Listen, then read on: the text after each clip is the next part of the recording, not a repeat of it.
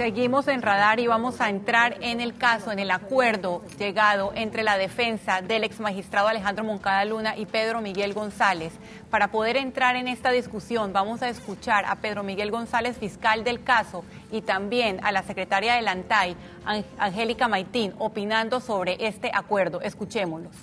Como es un órgano político y subyace en toda esta coyuntura un gran componente político, cualquier cosa podía ocurrir en el Pleno, sobre todo con una votación secreta. Nosotros podíamos, en medio de nuestras deliberaciones o intervenciones en las audiencias, convencer a la inmensa mayoría del pueblo panameño de nuestra teoría del caso y tener un resultado adverso con una votación secreta y nadie puede medir las consecuencias de una decisión como esta. Yo creo que lo que se ha hecho ha sido positivo y he escuchado algunas reacciones, la mayoría de ellas han sido positivas, y aquellos que tratan de especular con respecto a las cuentas que debieran desaprenderse y que pudieran formar parte del patrimonio injustificado de Alejandro Moncada Luna, yo sí quisiera decirles que no todas las cuentas que se aprendieron se aprendieron porque formaban parte de ese patrimonio injustificado.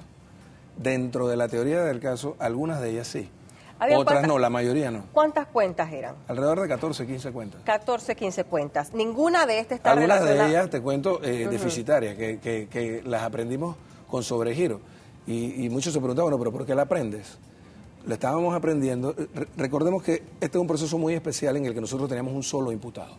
Si nosotros hubiésemos tenido un sistema que creo que es hacia el que debemos avanzar, en el que si se procesa a un presidente de la República, a un magistrado de la Corte o a un diputado, se atraiga a ese campo de gravedad todas las personas involucradas y todo se ventila en un solo proceso, sería mucho más fácil alcanzar la verdad.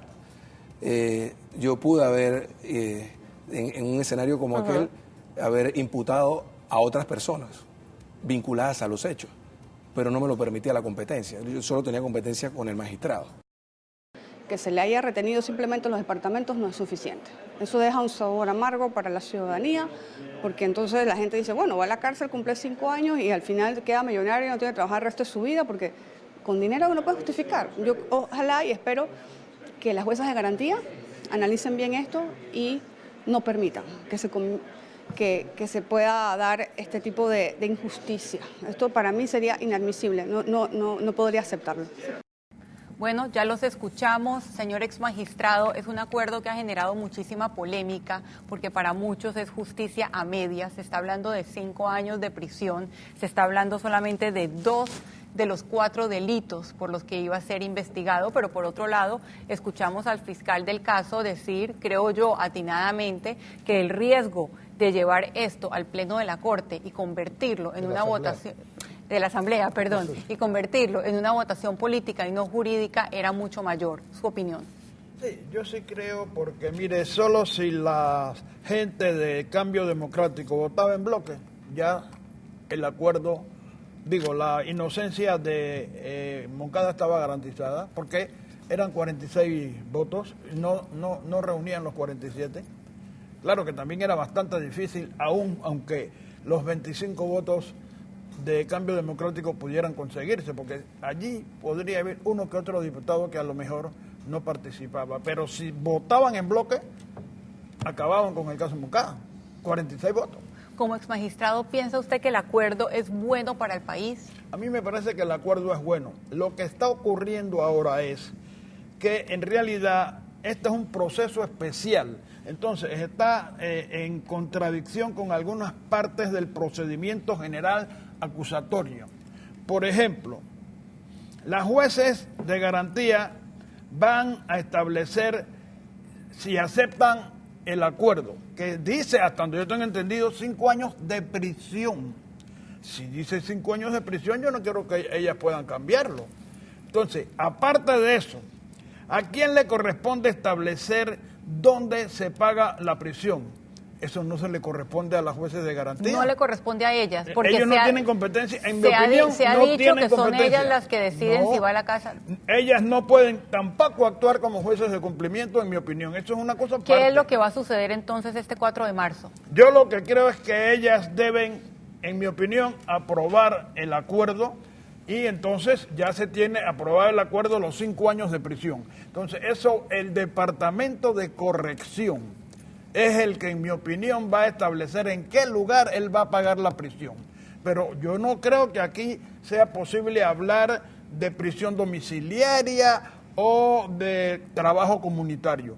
El acuerdo dice expresamente, hasta tengo entendido, salvo que esté equivocado, que es 5 años de prisión. Y la prisión es en un centro penitenciario. Yo creo que esas palabras dan tranquilidad al país porque muchos de los comentarios, y escuchamos también a Angélica Maitín, que era un poco representante de ese escepticismo, muchos de los comentarios era, ¿y el señor va a pagar en su casa? Sí, doctor Bueno, Alfaro. yo creo que tenemos que tener cuidado de no adelantarnos demasiado a los acontecimientos. Esa tranquilidad al país puede ser bien relativa, en la medida en que este acuerdo que existe por ahora tiene que cristalizarse el día de la audiencia. Y ahí pueden suceder todavía algunas sorpresas. Por ejemplo, que el magistrado Moncada no se presente a la audiencia o que se presente y no ratifique el acuerdo. Entonces, yo creo que hay que tener cuidado, en cuyo caso nos veríamos abocados a que siga pues su curso el juicio. Y regresamos para hacer referencia a lo que dijo Angélica hace un rato, que el país, y todos tenemos la preocupación de que el país está empantanado, y la justicia pues todavía más. Pero más empantanado va a estar si se surte ese juicio y comienza el país entonces a ser testigo presencial de toda la práctica de pruebas, de las pruebas que se van a presentar. Imagínense ustedes lo que va a hacer eso, de la votación, de si se consiguen los votos o no se consiguen los votos. Yo sospecho que la prueba que el fiscal ha logrado obtener es contundente y amplia. Y si eso es así, y se presenta en juicio, y la Asamblea no se dan los votos para declarar culpable al magistrado Moncada, entonces, ¿cuál va a ser la reacción del país? Claro que sí. Magali, ustedes han sido muy críticos desde la Alianza Ciudadana Pro Justicia del acuerdo, han dicho que tienen sentimientos encontrados. Por supuesto, yo creo que buen porcentaje de la población se puede sentir igual. Por una parte, la tranquilidad de que el señor no va a volver a la corte, de que el señor se le va a aplicar o aceptó una pena de prisión. O sea, eso es lo que nos da una especie de tranquilidad. Pero lo que da una decepción muy grande es que por un delito de enriquecimiento injustificado, blanqueo de capitales, corrupción de funcionarios, falsedad, usted le aplica a una persona una pena de 5 años, cuando en este país hace un año a una fiscal que la condenaron por el tema de corrupción de funcionario público, la condenaron a 4 años y la coima que había recibido y que le probaron en juicio fue de $500.